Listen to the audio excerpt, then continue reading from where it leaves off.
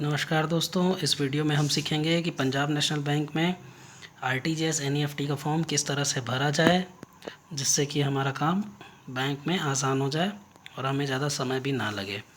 इसमें भी जैसा कि आपको पता है 2 पार्ट होते हैं। पहला ये होता है काउंटर पार्ट, ये होता है कस्टमर के लिए और ये होता है बैंक के लिए।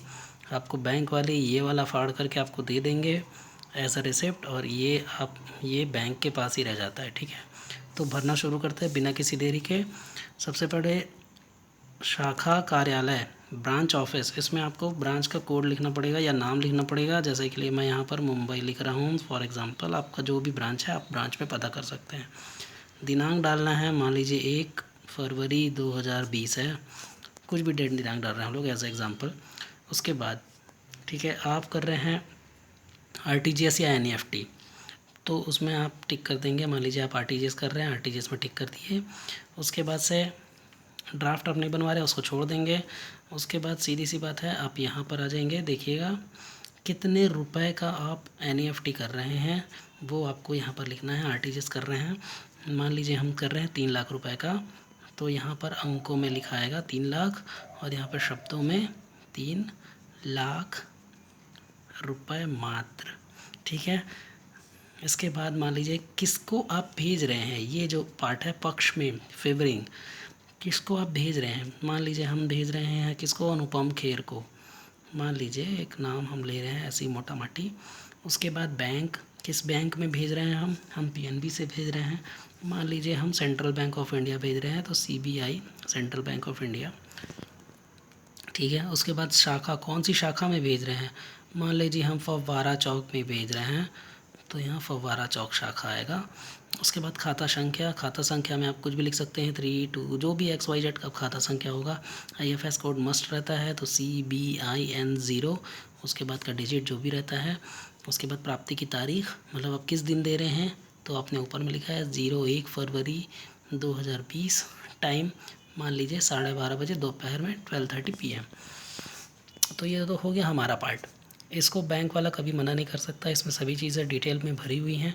इसके बाद हम आ जाते हैं यहाँ पर। यहाँ पे सबसे ऊपर में लिखना है कि शाखा कौन सी है, तो ये मुंबई हो गया। डेट डालना है 1 फरवरी 2020।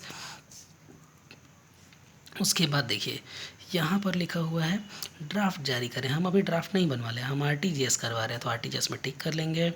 आरटीजीएस में टिक करने के पश्चात हमको यहाँ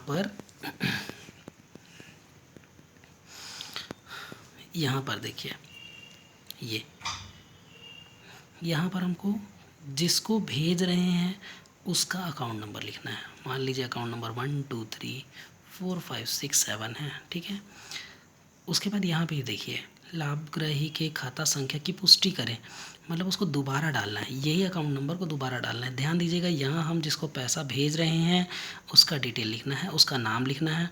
मान लीजिए हम अमिताभ को भेज रहे हैं पैसा, अमिताभ।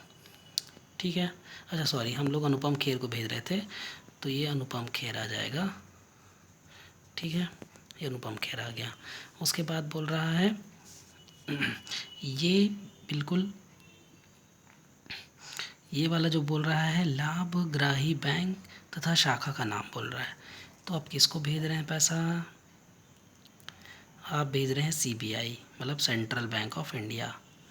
उसके बाद IFSC कोड CBIN0 आगे का जो भी है। ठीक है, अब ये जो है यहाँ पर जो कमीशन वाली जो जगह है, राशि जो लिखा हुआ है, ठीक है,